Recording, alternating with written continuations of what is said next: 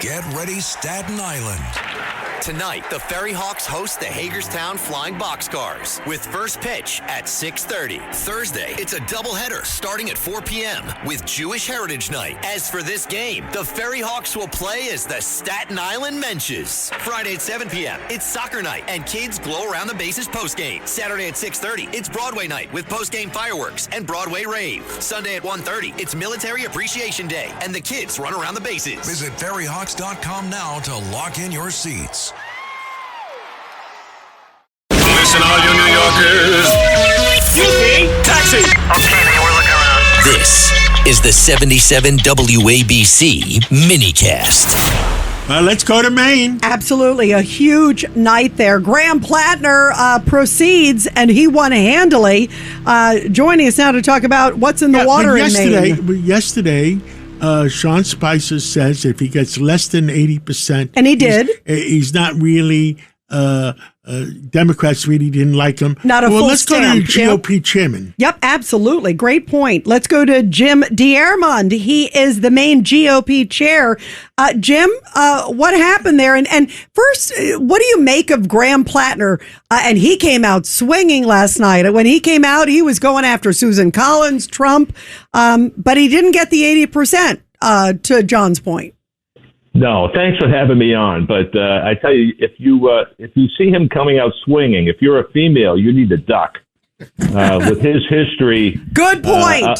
His history is horrible, and I hate to say this to my good friends in New York, but unfortunately, you bear some of the blame up here with Chuck Schumer and AOC backing this guy and recruiting him. You know, Jim, it's disgusting to see. I'll tell you, as a woman, and I think everybody should be offended by this guy. I mean, the comments he made about women, if they got raped, basically they should just kind of act like adults.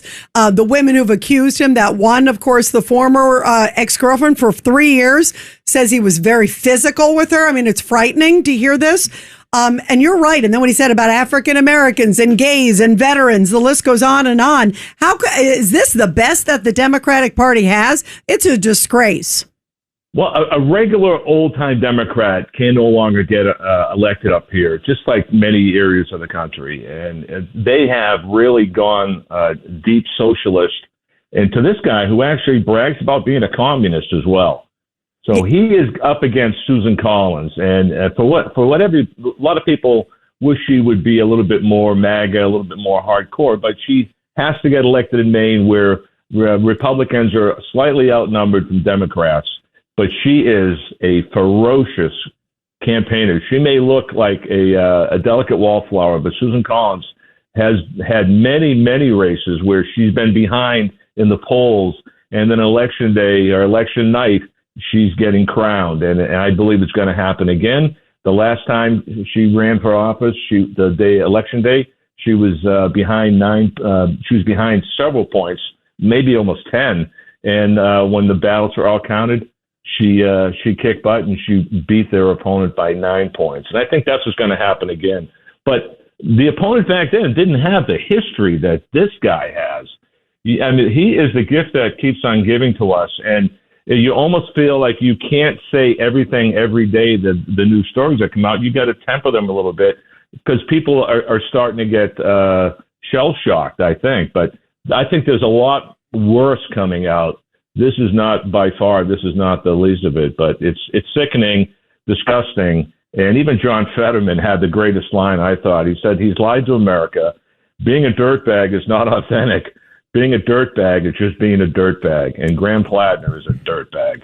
Now, our friend Jonathan Bush, a member of the Bush family, didn't come out too well. What happened with Jonathan Bush? Well, we had, finally election night, we had 7 Republicans running for governor. So there's a lot of people to split the vote up. And Jonathan came out of the back of the pack. And you got to remember, up here in Maine, unfortunately, we're stuck with a horrible thing called ranked choice voting. So our winners in the gubernatorial race still haven't been picked yet. They have to go through another cycle of mashing the vote. I didn't realize that. We didn't realize that. Thanks for telling us that. It's ranked choice. I'm actually right. He still has a shot. He's still in the top 3. Oh, that's So yeah. the top three are going to be running? Yeah, I was just looking at it. It's ranked They go choice, through right? Another ranking, and they go through several rankings until they find someone who gets 51% of the vote. And New Yorkers got screwed on Montgomery. that, with That's how Montgomery with the became mayor's mayor. race. That's how Montgomery became mayor. I mean, some of our old friends from the Reform Party were pushing that. It's incredible. But, if anyone ever tries to jam ranked choice voting down your throat, stand up and Run. fight like It is the hell. worst. It's That's the crazy. worst. Is it dumber than dumb? It is. It's a Democratic ploy, but I think this particular case, they had 3 or 4 candidates running, and their golden candidate may not come out of the pack. They may be the victim of their own mess. Wow. Wow. And by the way, and I know obviously you're on the Republican side, but have you heard any grumblings, Jim, about, there was always this story that depending how he did, obviously he won Graham Plattner, but there's still, Maine has some interesting stuff, as you know, where like 2 weeks, they can replace him out. They could do a Kamala Harris and put somebody else in there, right, on the Democratic side? Yeah, but the problem is the other people have they only have a certain amount of candidates, and they keep going to the well to reuse them. But those people are tied up in other races right now, so it would be pretty tough. And Maine, I'm sorry to say, like New York, the Democrats, they don't have a break. Once they put their mind to something, they're going to go forward. They're not going to pull up short. They're going to go on. And when the spotlight shines on them, what do? They double down.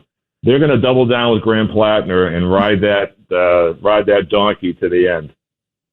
Well, thank you, Jim Deyermond. Thank you from GOP chairman of Maine. Thank you for coming on and stay in touch with us. By the way, I love Susan Collins, and I was an old big supporter of Olympia Snow in those days, and we need some common sense in Maine, and please try to maintain common sense. Thank you, Jim. I will. We're fighting hard here, and people just got to understand he brings a lot of bad publicity to Maine, and that's not the way Maine is. Unfortunately, there's a district along the coast because of the way the last elections were run. The southern coastline of Maine is heavily Democratic, but when you get 10 miles away from the ocean in Maine, it's hardcore Republican country. Problem is there just aren't that many people in Maine. It's pretty sparse as you get away from the ocean. Well, it's a beautiful state. Thank you. Thank you so Jim. much. Stay in touch. Thank you. I love being on with you folks. Take Thank care. you. Thank you.